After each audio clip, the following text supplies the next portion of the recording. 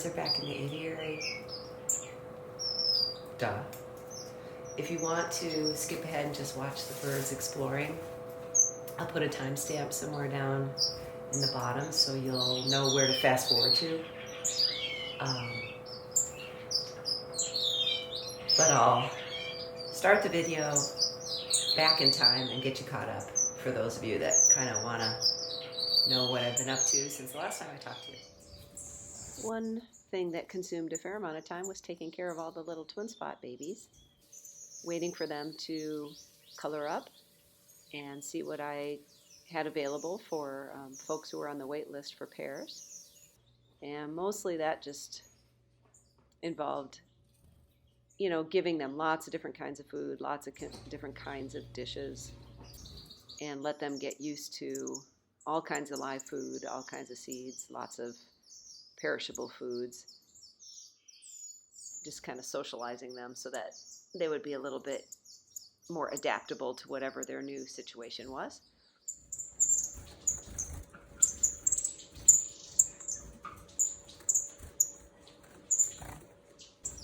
At the same time, I had my strawberry finch babies in with them, as you can see, and they were going through the same process.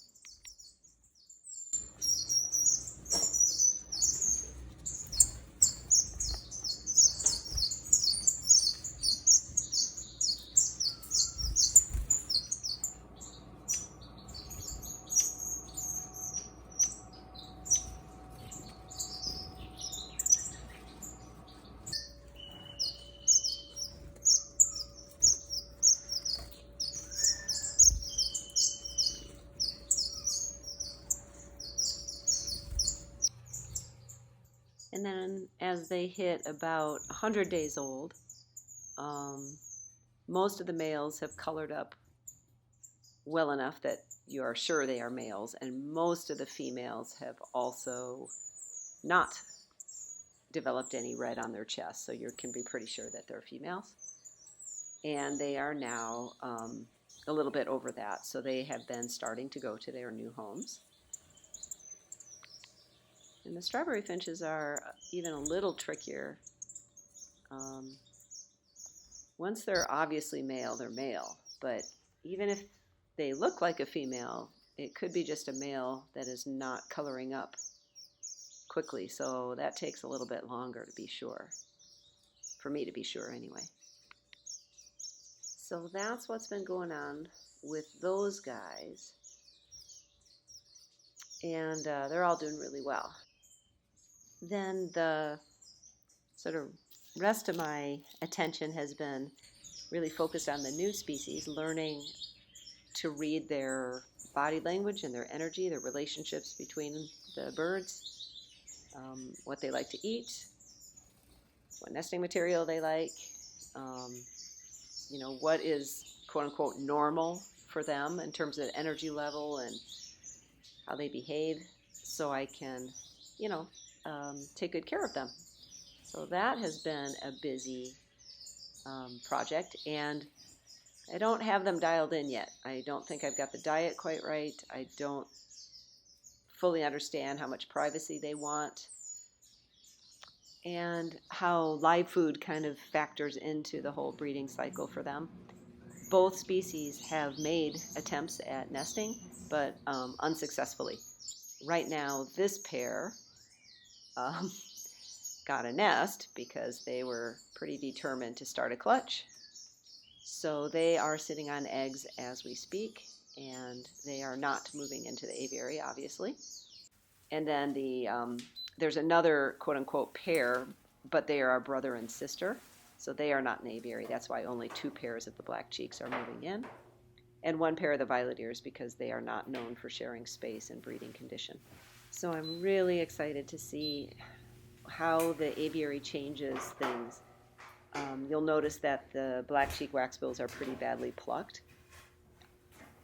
So I'm really hoping that the aviary will reduce the stress levels for them, and the foraging is better. The live foods, the actual live foods in the compost bin might be important. Maybe more daylight, more actual sunlight, lots of variables to consider that I'm hoping will make a difference for them.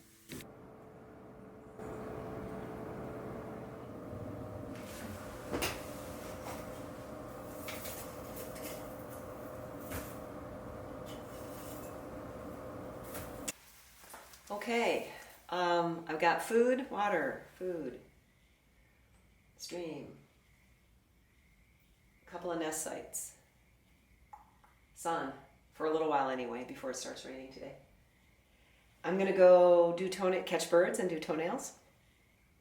And I'm going to keep the warming area door closed until I get a group of birds in there. That includes ones who've been in and out before, and they'll just teach the other birds how to do it. And then I can come in and watch them discover their new digs while I'm in here, because I want to be here. Everybody. 3 pairs of twin spots, 2 pairs of strawberries, 2 pairs of black-cheeked, and Sven and Ollie. I can't wait any longer. Let's go do it. I decided to release Julius and Rain directly into the aviary.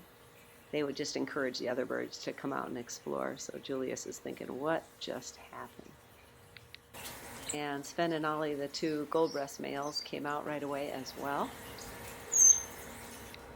That's such a cool thing with teacher birds. If you want to teach birds how to use a new kind of bath or eat live food or a new kind of, vegetable, in this case, teaching them how to get out of the warming area makes your life so much easier.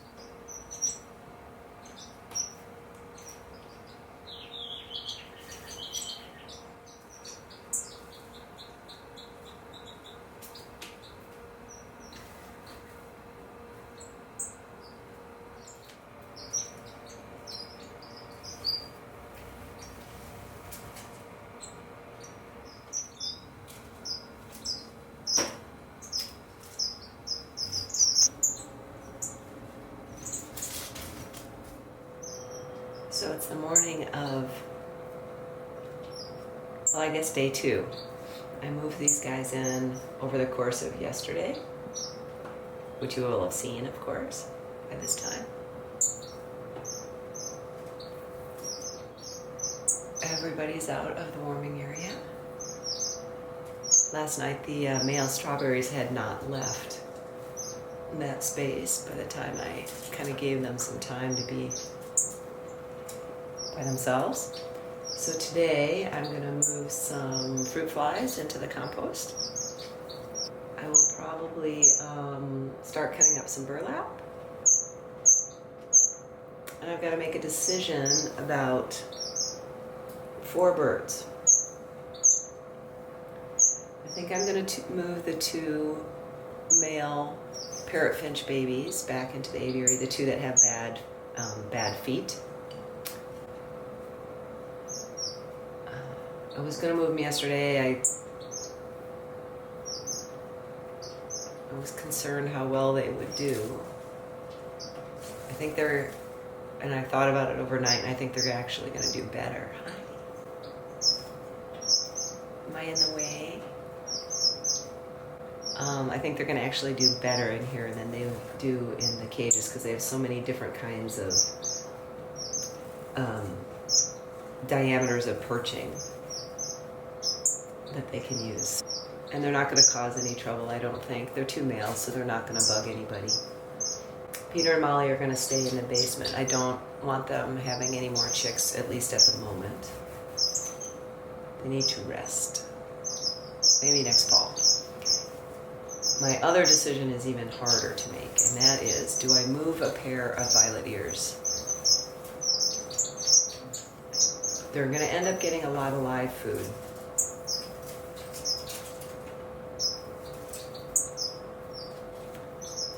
And the risk of that, oh my gosh, they like that tree. You guys, that tree is, oh, they found the bird feeder. That tree the new tree is working out good so far. Working out well, I should say. So the violet ears, because I'm encouraging these guys to breed, they're going to get a lot of live food. Are they going to be too aggressive or intimidating for the Twinkies?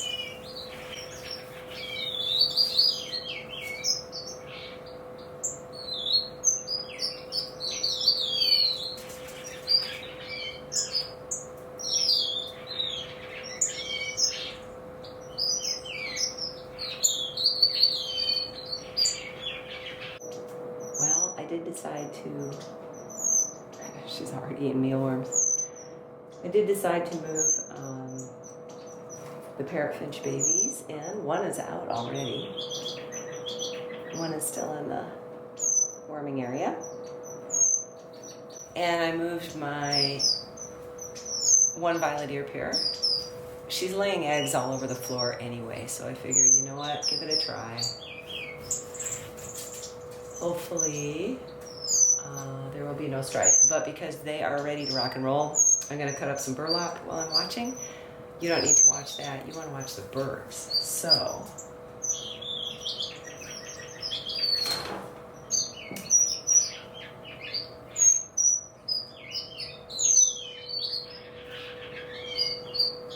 I can't believe how different it feels when it's alive in here. It just goes from a mausoleum to an aviary.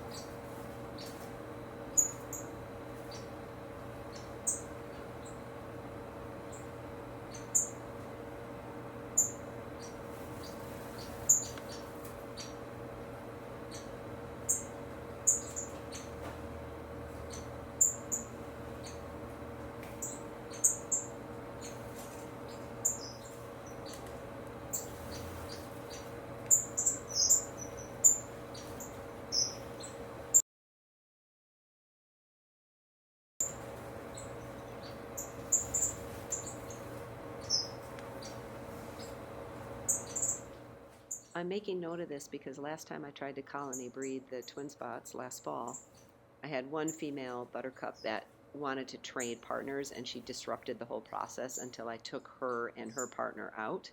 So I'm kind of keeping an eye on this one to see how it resolves.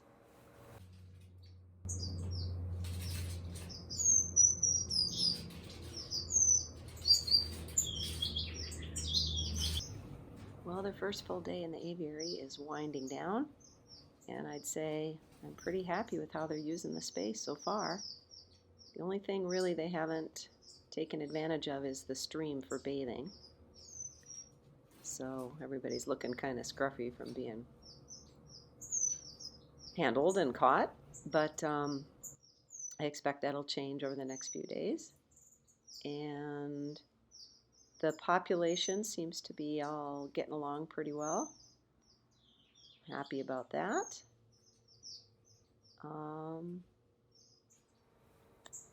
What else? These little guys are doing good, managing just fine.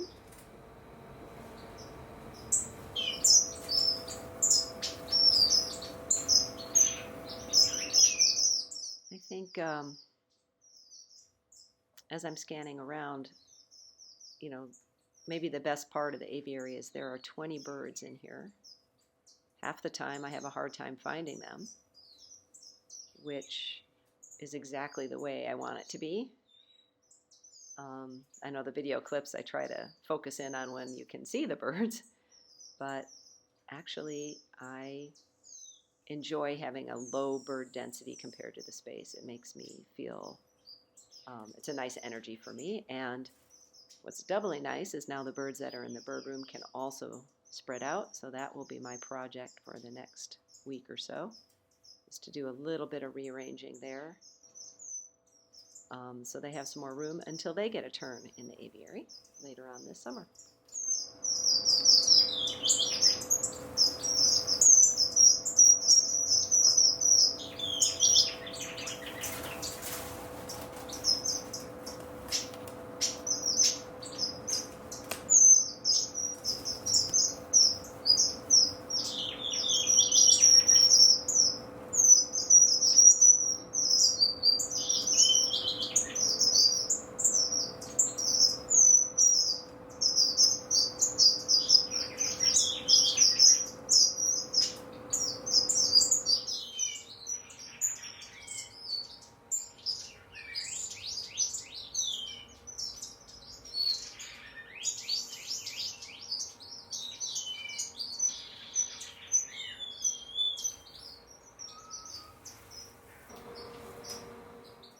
Hope you have enjoyed watching them on their first full day. I didn't know violet ears ate banana. That's actually for the fruit flies. She's not eating fruit flies, she's eating the actual banana. Huh.